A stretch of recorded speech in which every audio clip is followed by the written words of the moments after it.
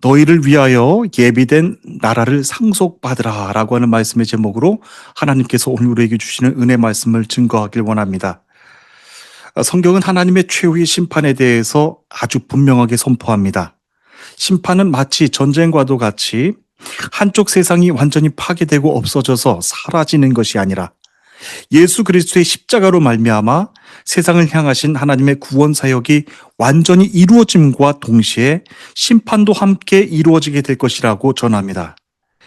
최후 심판이라고 하는 어감 때문에 우리는 쉽게 최후 심판을 하나님의 무서운 진노로 상상하기가 쉽습니다. 그러나 성경이 전하는 최후 심판의 법정이 들어서는 순간 우리는 재판석에 앉아 계신 분이 다름 아닌 십자가의 예수 그리스도이심을 보게 될 것이라고 알려주고 있습니다. 나의 죄를 위해서 용서해 주시고 내 영혼을 구원하기 위해서 자기 몸을 십자가에까지 내어주신 그 예수님께서 이제는 나를 심판하는, 나를 판결하는 재판장으로 앉아 계십니다. 양과 염소를 가르시는 기준도 궁율이셨던 것처럼 최후 심판을 판결하는 재판장으로 서신 예수님 역시 이 땅의 가장 낮은 곳에 임하셨던 그 인자라고 하는 사실도 알게 해주십니다. 오늘 이 시간에는 마지막 심판대 앞에서 재판장으로 세상의 모든 죄인들을 판결하실 그 예수 그리스도에 대해서 말씀을 증거하고자 합니다. 마태복음 24장 14절 말씀에서 예수님께서 이렇게 말씀하셨습니다. 이 천국 복음이 모든 민족에게 증언되기 위하여 온 세상에 전파되리니 그제서야 끝이 오리라 라고 하셨습니다. 그리고 또 히브리서 9장 28절에서도 전하시기를 이와 같이 그리스도도 많은 사람의 죄를 담당하시려고 단번에 들으신 바 되셨고 구원에 이르게 하기 위하여 죄와 상관없이 자기를 바라는 자들에게 두 번째 나타나시니라 라고 전합니다. 특별히 예수님은 이 세상을 구원하시는 하나님의 일하심에 대한 말씀을 증거하실 때는 보통 때하고는 다르게 각각 비유로 그 말씀을 전해주셨습니다. 예수님께서 그처럼 하나님 나라의 구원에 대한 말씀을 비유로 전하신 아주 중요한 이유가 있으셨습니다. 그것은 천국 비밀은 세상에서 스스로 지혜롭다고 여기는 교만한 자들의 눈은 가려서 천국 보화를 알아보지 못하게 하기 위해서였습니다. 마태복음 13장 11절 이하의 말씀입니다. 천국의 비밀을 아는 것이 너희에게는 허락되었으나 그들에게는 아니 되었나니 무릇 있는 자는 받아 넉넉하게 되되 없는 자는 그 있는 것도 빼앗기리라. 그러므로 내가 그들에게 비유로 말하는 것은 그들이 보아도 보지 못하며 들어도 듣지 못하며 깨닫지 못함이라. 이사야의 예언이 그들에게 이루어졌으니 일렀으되 너희가 듣기는 들어도 깨닫지 못할 것이요 보기는 보아도 알지 못하리라. 이 백성들의 마음이 완악하여져서 그 귀는 듣기에 둔하고 눈은 감았으니 이는 눈으로 보고 귀로 듣고 마음으로 깨달아 내게 고침을 받을까 두려워함이라. 그러나 너희 눈은 봄으로 너희 귀는 들음으로 복이 있도다 라고 말씀하셨습니다.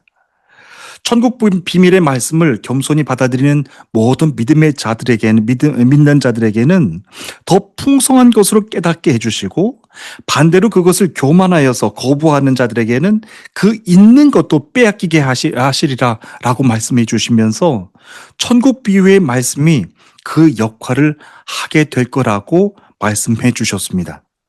다시 말하면 예수님께서 말씀하시는 이 천국 비유의 말씀을 듣는 모든 이들마다 예수님의 말씀을 겸손하여서 말씀을 영접하는 자들과 그리고 교만하여서 받지 아니하는 자들, 이 두 가지 반응이 분명하게 다르게 나타날 것이라고 말씀해 주신 겁니다.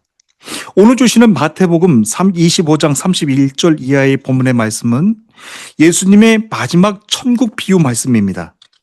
양과 염소에 대한 비유 말씀입니다. 이 말씀은 예수님께서 십자가에 못 박혀 죽게 되실 마지막 고난 주간에 감람산에서 제자들에게 하신 마지막 비유 말씀입니다. 31절부터 33절까지 말씀을 이제 여러분들과 함께 다 읽기를 원하는데요. 함께 읽어주시면 감사하겠습니다. 31절부터 33절까지 말씀입니다. 읽겠습니다. 시작. 인자가 자기 영광으로 모든 천사와 함께 올 때에 자기 영광의 보좌에 앉으리니 모든 민족을 그 앞에 모으고 각각 구분하기를 목자가 양과 염소를 구분하는 것 같이 하여 양은 그 오른편에 염소는 왼편에 두리라. 아멘. 예수님 당시의 목자들은 양과 염소를 함께 섞어 놓고 치는 것이 보통이었습니다. 낮에는 양과 염소를 한 곳에 풀어놓고 섞어서 놓았다가 밤이 되면 양과 염소를 따로따로 떼어놓고 그렇게 두었습니다. 목자가 그렇게 했던 이유, 가장 중요한 이유는 양과 염소의 정반대의 특성과 기질 때문이었습니다. 양은 양모와 피하 지방이 많아서 추운 밤에도 활동하기가 가능하고, 그래서 바람이 잘 통하고 시원한 야외에서 활동하는 것을 더 좋아합니다. 그런데 염소는 양과는 반대로 거친 털이 나 있고 그리고 피하 지방이 적기 때문에 체온이 떨어지는 것을 유지하기 위해서 실내나 따뜻한 것을 더 좋아합니다. 그런 이유 때문에 양과 염소를 밤이 되면 서로 나누었던 것인데, 그렇다면 그런 궁금증이 생깁니다. 밤마다 그렇게 불편하게 양과 염소를 다시 구분해서 나눌 거면 왜 굳이 낮에는 양과 염소를 한 곳에 다시 풀어넣어서 놓고 그렇게 불편한 일을 반복했던 것일까 하는 궁금증입니다. 이 물음에 대한 가장 중요한 이유는 양의 생명을 지켜주기 위한 이유 때문이었습니다. 양의 생명을 지켜주기 위해서 염소를 섞어놓고 그렇게 한 곳에 넣고 길렀습니다.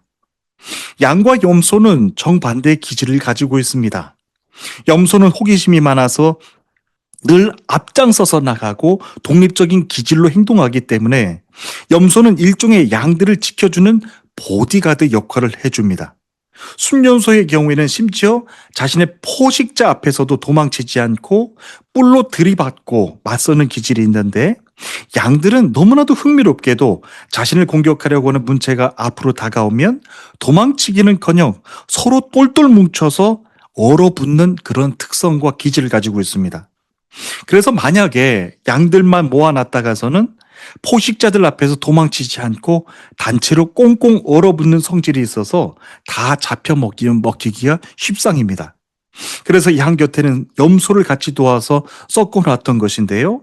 양과 염소를 공존하게 했던 더 중요한 이유가 있었습니다. 그 이유는 거리 감각 때문에, 길을 찾는 공간 능력 때문에 염소가 월등히 길을 찾는 감각과 길을 찾는 공간 능력이 염소가 월등히 높았기 때문에 양과 염소를 함께 공존하게 두었습니다. 이는 단순하게 양의 시력이 나빴기 때문이라고 하는 차원의 문제가 아니었습니다. 공간을 입체적으로 바라보는 능력이 염소가 월등히 높았기 때문에 양 옆에 염소를 함께 둠으로 해서 양이 스스로 길을 잃어버리게 되는, 그래서 생명을 잃어버리도록 하는 그런 것을 막기 위해서 양 곁에 염소를 함께 두었다는 겁니다. 양과 염소에게 날마다 익숙한 길에서 갑자기 없던 길로 돌아가게 하는 우회 실험을 진행했습니다. 염소는 2번 만에 그 길을 완전히 입체적으로 돌아가서 찾았는데, 양은 4번, 5번 시도했는데도 불구하고 그 길을 찾아가지 못했습니다. 그래서 염소는 양의 이런 약점을 보완해주며 양의 생명을 지켜주기 위해서 양 곁에는 항상 염소를 두게 했던 겁니다. 그처럼 양은 길을 입체적으로 잘 찾아가는 염소의 인도가 필요합니다. 하지만 그렇다고 해서 염소가 양을 인도하는 리더가 된다라고 하는 뜻은 또한 아닙니다. 하나님께서 오늘 주시는 말씀, 마태복음 25장 31절 이하의 말씀을 자세히 보시면요, 33절까지만 양과 염소에 대한 말씀이 나오고 그 이후부터는 오른편과 왼편에 있는 자들로 말씀을 바꾸고 말씀하십니다. 이 말씀의 뜻은 예수님께서 하나님 나라의 비밀을 단순히 양과 염소와 같은 동물적 기질과 특성으로 나누시는 것이 아니라 목자가 하나님의 구원의 시간 앞에서 양과 염소를 분리하듯이 그렇게 분리하게 될 것이라고 하는 것에 중요한 핵심이 있습니다. 낮 동안에는 양과 염소가 함께 섞여서 풀을 뜯어 먹기도 하고, 양은 염소가 움직이는 곳을 따라다니면서 인도와 보호함을 받기도 합니다. 이런 의인과 악인이 세상에 구별 없이 섞여서 살아가는 지금의 현재 인간 현실의 모습을 보여주는 모습을 대표하는 상징이기도 합니다. 그렇게 지금은 함께 섞여 있지만 저녁 시간이 되면 목자가 다시 양과 염소를 구분하는 것처럼, 그리고 의인과 악인도 그렇게 나누게 될 것이라고 하는 말씀입니다. 저녁 시간은 세상의 심판의 마지막 때를 의미합니다. 그렇다면 그렇게 구분하는 기준은 또한 무엇이라고 주님이 말씀하셨을까요? 34절 말씀을 다 함께 읽어주시면 감사하겠습니다. 34절 말씀을 다 함께 읽겠습니다. 시작. 그때 임금이 그 오른편에 있는 자들에게 이르시기를, 내 아버지께 복받을 자들이여, 나와 창세로부터 너희를 위하여 예비된 나라를 상속받으라. 아멘. 31절에서 예수님은 자신을 가리켜 인자라고 말씀하셨는데, 34절에서는 또한 임금이라고 표현을 하십니다. 예수님은 24장과 25장 말씀에서 종말에 대해서 가르치실 때도 인자라고 하는 표현을 참 많이 사용하셨습니다. 그것은 예수 그리스도 자신을 가리키는 표현의 말씀이기도 하셨는데, 31절에서는 인자가 영광 중에 와서 자기 영광의 보좌에 앉는다라고 말씀하셨는데, 이는 곧 인자가 임금이라고 하는 말이라고 하는 뜻을 전하신 말씀으로 우리는 이해할 수 있습니다. 보통 인자라고 하면요, 그 단어의 뜻으로 사람의 아들이라고 하는 뜻이니까 예수님이 마지막 날에 심판을 주관하시는 왕으로 오신다라고 하는 말씀의 뜻이 쉽게 빨리 선뜻 와 닿지가 않습니다. 오히려 인자라고 하는 말은 세상을 심판하는 그 사람의 아들로서의 참 자격이 있는가? 그 자리에 앉을 수 있는 그 심판대에 앉을 재판장의 모습으로 정말 우리가 인식할 수 있는가? 그런 의문을 갖게 됩니다. 그런데 오늘 본문에서 주시는 인자라고 하는 표현은 오히려 세상을 심판하실 왕으로서, 참 하나님으로서 예수님의 신성을 가리키는 뜻이기도 합니다. 다니엘서 7장에 있는 말씀입니다. 다니엘서 7장에서 다니엘은 인자 같은 이가 하늘 구름을 타고 와서 옛적으로부터 항상 계신 분, 다시 말하면 하나님에게 나아가 그 앞에 서서 권세와 영광과 나라를 받는 환상을 바라봅니다. 그 인자이신 예수 그리스도께서 마지막 심판을 주관하시는 왕이라고 하는 뜻입니다. 바로 그 하나님의 아들 예수 그리스도가 하나님 나라의 왕으로 세상을 심판하게 될 그 심판자로 이 세상에 이제 오시게 될 것이라고 하는 말씀입니다. 그러면 예수님은 무슨 기준으로 오른쪽과 왼쪽, 양과 염소를 구분하게 되신다고 하시는 걸까요? 우리 계속해서 35절과 36절 말씀을 다 함께 읽겠습니다. 35절과 36절 말씀을 다 함께 읽겠습니다. 시작. 내가 줄일 때 너희가 먹을 것을 주었고, 목마를 때 마시게 하였고, 나그네 되었을 때 영접하였고, 헐벗었을 때 옷을 입혔고, 병들었을 때 돌보았고, 옥에 갇혔을 때 와서 보았느니라. 아멘.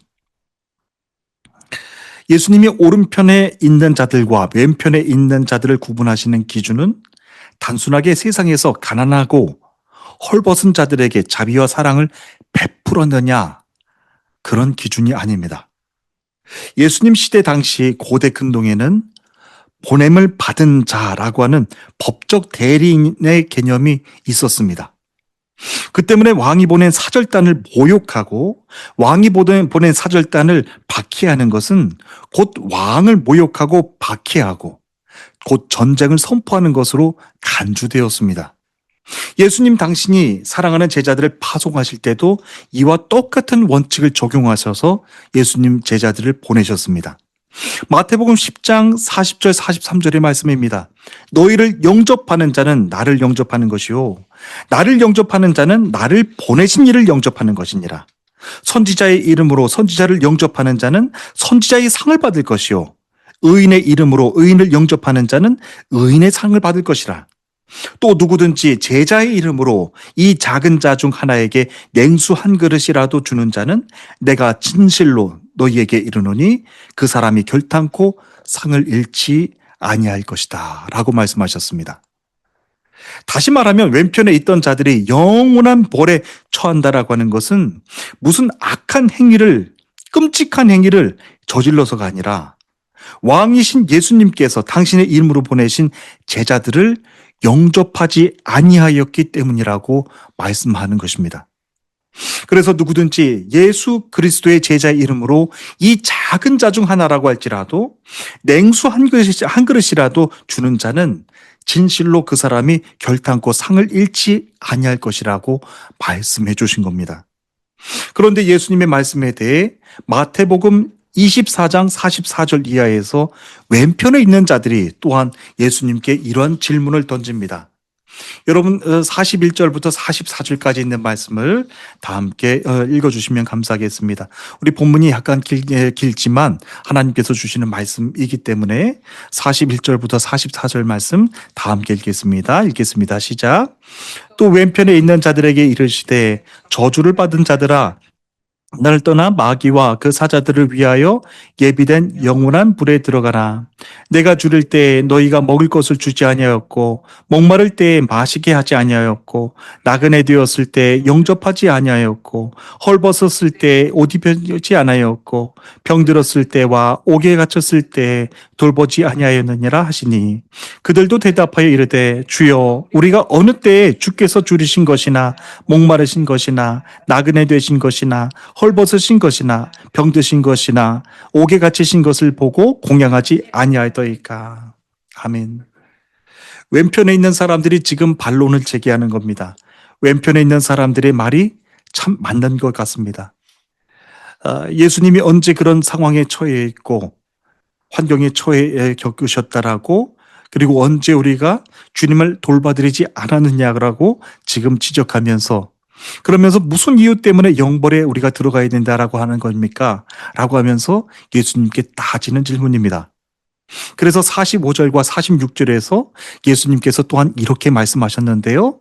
45절과 46절 말씀도 우리 다 함께 읽어주시겠습니다. 읽겠습니다. 시작. 이에 임금이 대답하여 이르시되 내가 진실로 너희에게 이르노니 이 지극히 작은 자 하나에게 하지 아니한 것이 곧 내게 하지 아니한 것이라 하시니 그들은 영벌에 의인들은 영생에 들어가리라 하시니라. 아멘. 그러니까 왼편에 있는 자들은 그들이 모르는 것에 대해서 벌을 받는 것이 아니라 그들이 알고도 행하지 않는 죄에 대해서 벌을 받는다라고 지금 말씀하시는 겁니다. 그런데 성경 어디를 봐도요, 사랑을 베풀고 선행을 행함으로 구원을 받는다라고 하는 말씀은 찾아볼 수가 없습니다. 이 땅의 모든 죄인들이 구원을 받는 것은 오직 예수 그리스도를 믿는 믿음으로 말미암아 하나님의 구원을 받게 되는 것이기 때문에 그렇습니다. 34절 말씀을 보면요, 이렇게 말씀을 전합니다. 그때 임금이 그 오른편에 있는 자들에게 이르시되 내 아버지께 복 받을 자들이여 나와 창세로부터 너희를 위하여 예비된 나라를 상속받으라 라고 하셨어요. 여기서 예수님은 오른편에 있는 자들을 가리켜서 내 아버지께 복 받을 자들이여 라고 말씀하시면서 아버지와 자녀의 관계를 언급하십니다. 그러면서 말씀하시기를 창세로부터 너희를 위하여 예비된 나라를 상속받으라 라고 말씀하셨어요. 이 말씀이 굉장히 중요합니다. 그러니까 오른편에 있는 자들이 예비된 나라, 천국을 상속받는 것은 그들이 약하고 소외된 사람들에게 사랑과 자비를 실천했기 때문이 아니라 자녀가 아버지로부터 유산을 받듯이 상속받는 개념으로 말씀하신 거예요. 이 세상에서도 유산, 상속의 기준은 아버지와 자녀, 그리고 남편과 아내, 출생으로 맺어진 혈연 관계가 있어야 되고 결혼해서 연결되어지는 혼인 관계가 있어야지 상속은 가능합니다. 그러면 자비와 선행으로 죄인이 결코 구원을 받을 수 없는 조건이 됩니다. 그런데 본문에서 임금은 무엇 때문에 사랑을 베푸느냐, 안 베푸느냐라고 하는 이런 기준으로 영생을 받고 영벌을 받고 그런 결정을 내린다라고 말씀을 전하셨던 것일까요? 그것은 착한 행실을 하는 것이 하나님 나라에 들어가는 필수 조건이 아니라 여러분들이 이미 하나님 나라의 백성이라고 하는 것, 예수님을 통해서 구원받았고 영생을 얻었다라고 하는 사실을 보여주는 증거가 그 착한 행실로 나타난다라고 하는 겁니다. 다시 말하면 우리가 하나님의 자녀가 되었는데도 불구하고 이 땅에 헐벗은 사람들, 고통당한 사람들, 억눌린 사람들에게 하나님의 사랑을 베풀지 않고 살아간다고 한다면은 그 구원받은 자로서의 착한 행실의 증거가 나타나지 않는다라고 말씀해 주시는 거예요. 여러분들의 삶 속에서도 얼마나 많은 그 구원받은 자로서의 착한 행실, 그런 행실들이 드러나 계십니까? 그것을 지금 예수님께서 말씀해 주시는 것입니다. 구원받은 자로서의 증거가 바로 착한 행실이라고 하는 말씀입니다. 우리 이즈미르 한인교회가 계속해서 중보관계를 이어가고 있는 토르발레 현진교회 우리 오주잔 목사님에게 아주 기쁜 소식을 들었습니다. 지난 성탄절 예배 때에도 현진교회 목사님과 함께 우리 이즈미르 한인교회가 행사를 함께 준비하면서 많은 이들을 초대해서 예수님의 십자가의 복음의 말씀을 들을 수 있는 자리를 마련해 드렸는데요. 정말 반가운 손님들이 초대에 응해서 행사에 많은 이들이 참석을 했습니다. 그 중에는 교회에 낙심해서 오랜 기간 동안 믿음을 쉬고 있었던 현진교회 성도들도 있었고, 또 오랜 기간 동안 현진교회 목사님이 관계 전도를 해오시면서 기도해온 무슬림 가족들도 있었습니다. 또 그날에는 제 아내가 수년 동안 자녀들을 위해서 피아노 레슨도 해주며 그들에게 필요한 것들을 공급해주며 착한 좋은 관계를 이어온 관계 전도를 해온 한 무슬림 자매도 있었습니다. 무슬림 자매도 있었는데 초대에 응해 주어서 그 자매가 참석을 해 주었습니다. 너무나도 감사해서 자신의 세 명의 세 아내까지 세 자녀들까지도 함께 드리고 성탄절 행사에 참석을 했는데 얼마나 그 모습이 감사하고 기쁨으로 다가왔는지 모릅니다. 여러분들에게도 기도를 부탁드렸는데 저는 혹시라도 그 자매가 아내의 초대를 거절하지는 않을까 염려도 많이 했던 것이 사실이었습니다. 정말 감사하게도 그 자매가 자신의 3명의 자녀까지도 데리고 참석을 해준 겁니다. 이 설교 영상이 유튜브로 우리 계속해서 남기 때문에 자매의 이름은 오늘 설교상에서는 여러분들께 말씀을 드리지 못한다는 점은 양해를 구합니다. 한 영혼이 천하보다도 귀하다라고 말씀해 주셨는데 한번 그렇게 나와준 것만 해도 얼마나 감사하고 기쁜지 모릅니다. 그런데 그 자신의 어린 세 자녀들까지도 함께 데리고 온 것을 보고서 얼마나 기뻤는지 몰라요. 그리고 그 성탄절 행사가 마지막 끝나는 그 시간까지 기다렸다가 그 3명의 자녀들이 청소까지 다 해주고 도와주는 거예요. 얼마나 그날 하나님의 마음이 감동이 되고 기쁘셨을까? 영광이 되게 해주셨을까? 그런 생각이 드는 것입니다. 그런데 바로 어제 현진교회 목사님에게 안부차 전화를 드렸는데 더 깜짝 놀란 말씀을 저에게 해주시는 거예요. 한 주 전쯤이었나요? 그 자매가 목사님과 사모님을 이번에는 자기의 집으로 초대해서 감사한다라고 하면서 식사 대접을 해드렸다라고 하는 거예요. 목사님은 그 자리 또한 단순히 식사 자리가 아니라 하나님이 준비해 주신 자리라고 생각해서 그 자매에게 예수님의 십자가 복음에 대한 말씀을 자세히 전해 주었노라고 말씀해 주셨어요. 그 말씀을 들으면서 얼마나 마음에 감동이 되며 감사가 됐는지 모릅니다.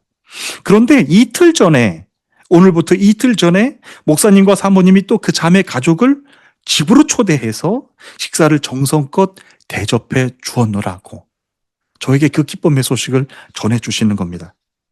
여러분, 우리 한국에서도 그렇게 영혼 구원을 위해서 꾸준하게 기도하면서 집으로 초대해서 식사 대접을 한다라고 하는 것은 결코 쉬운 일이 아닙니다.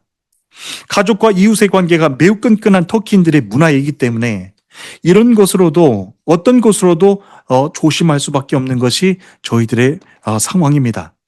그런데 아내가 용기를 내서 그 무슬림 자매를 성탄절 행사에 초대를 했고, 그 자매가 고마운 마음에 목사님 내외를 자기 집으로 다시 초대해서 식사를 정성껏 대접해 드린 겁니다. 그리고 또 목사님과 현진교회 사모님이 식사를 이번에 또 정성껏 준비해서 자매를 위해서 식사 대접까지 해 주신 겁니다. 아무리 그렇게 사람이 누군가를 위해서 열심히 준비하고 그를 위해서 착한 행실, 선행을 해왔다고 하더라도 사람의 마음을 움직이고 감동케 하시는 이는 우리 성령님이 해주셔야 가능한 줄로 믿습니다. 한 영혼이 예수 그리스도의 십자가의 복음의 말씀을 받아들이고 구원을 받는 것도 참 그와 같은 원리로 진행이 됩니다. 말씀을 듣고도 스스로 지혜 있다 하는 이들에게는 천국의 비밀을 깨닫지 못하도록 감추어 주셨지만, 겸손하게 주의 말씀을 듣고 영접하는 자들에게는 그 천국의 비밀을 허락해 주셔서 더 풍성하게 깨달을 수 있도록 해 주신다라고 말씀해 주셨는데, 저는 이번 기회를 통하여서 그러한 하나님의 더 풍성한 결실로 나타나게 해주시는 성령님의 일하심이 계속해서 나타날 수 있도록 저는 계속해서 여러분들께 중보를 부탁드리길 원하는 겁니다. 저는 비록 제 아내이지만 너무나도 고맙고 아내의 섬김이 참 너무나도 귀하게 다가왔어요. 그 자매가 그 구원의 비밀을 깨달을 수 있도록 수년 동안 그 자매를 위해서 선한 행실을 베풀어 왔고, 기도 관계를 이어오다가 예수님이 태어나신 그 성탄절 행사날 초대해서 그렇게 귀한 하나님의 역사, 구원의 역사가 일어나도록 그 일을 다 해온 것입니다. 저는 우리가 예수님을 믿는 그런 신앙생활을 하면서도 영혼 구원을 위해서 여러분 모두가 하나님의 귀한 구원의 도구로서 쓰임받는 삶을 살아가시기를 주님의 이름으로 축복합니다. 하나님 나라에서 가장 기쁨이 바로 영혼 구원이십니다. 내 아버지께 복받을 자들이여, 나와 창세로부터 너희를 위하여 예비된 나라를 상속받으라 라고 예수님께서 말씀하셨어요. 이제 여러분들을 위해서 준비된 예비된 하나님 나라도 상속받으시는 여러분 모두가 되시기를 주님의 이름으로 축복합니다. 그런데 여기에 중요한 것 한 가지가 있습니다. 예수님은 말씀하시기를 복받을 자들이여 너희를 위하여 예비된 나라를 상속받으라 라고 말씀하시면서 그 다음에는 상속해 주라고는 말씀하시지 않았다는 겁니다. 이는 예수님께서 말씀하신 하나님 나라는 세상의 혈연과도 같이 아버지가 자식들에게 상속으로 물려주는 것이 아니라 겸손한 마음으로 복음을 영접하는 자들이 오직 상속을 받을 수 있는 나라라고 하는 것을 알려주시는 겁니다. 요한복음 1장 12절 말씀, 영접하는 자, 곧 그 이름을 믿는 자들에게는 하나님의 자녀가 되는 권세를 주셨으니 이는 혈통으로나 육정으로나 사람의 뜻으로 나지 아니하고 오직 하나님께로부터 난 자들이니라 라고 전합니다. 그렇습니다. 온 인류의 죄를 용서하시며 구원하기 위해서 자신의 목숨까지 십자가에 아낌없이 내어주신 그 예수님께서 이제 세상을 심판하시게 될 마지막 날에는 재판장으로 세상의 모든 죄들을 심판하게 되실 것입니다. 그 어떤 인간의 선행으로나 지혜와 지식으로도 구원받을 수 없습니다. 오직 예수 그리스도의 이름으로만 구원을 받게 됩니다. 저는 그 영원한 하나님의 나라, 예비된 하나님의 나라를 겸손한 마음으로 영접해서 상속받으시는 저와 여러분 모두가 되시기를 주님의 이름으로 축복합니다. 그래서 그 하나님의 영원한 나라에서 주시는 영적인 기쁨과 행복 그리고 축복이 여러분들의 믿음의 자녀들에게까지도 계속해서 상속되어져 나가기를 주님의 이름으로 간절히 축복합니다. 세상이 정말로 악합니다. 악한 이 세대 가운데 사람들은 자신들의 힘을 믿고 지식을 의존하고 그렇게 살아갑니다. 그러나 하나님께서 마지막 때에 주시는 구원의 비밀은 겸손한 한 자들에게 주신다라고 하는 겁니다. 오늘 이 말씀을 다시 한번 우리가 받아들이고, 주님, 마지막 날 정말로 겸손하게 주님의 그 구원의 말씀을 영접하여서 겸손하게 하나님 나라를 상속받는 주의 자녀가 되기를 원합니다. 오늘도 주를 의지하고 내일도 주를 의지하고 살아가시는 우리 모두가 되시기를 주님의 이름으로 축복합니다. 주님의 나라, 하나님 나라를 상속받고 살아가는 사람들은요, 더 이상 세상을 저주하거나 세상을 원망하지 않습니다. 그 하나님 나라에서 주시는 영적인 기쁨과 평화가 그 영혼 속에 영원히 가득 충만하게 가득 채워질 것이기 때문에 그렇습니다. 여러분 모두를 주님의 이름으로 축복하고, 이제 여러분들을 통하여서 이제 구원의 도구가 되셔서 또한 하나님 나라를 상속받게 하실 또 다른 영혼들을 여러분들이 초대하셔서 그 하나님 나라의 신비, 구원의 비밀을 알려주시는 여러분 모두가 되시기를 주님의 이름으로 축복합니다. 우리 다 함께 기도하시겠습니다.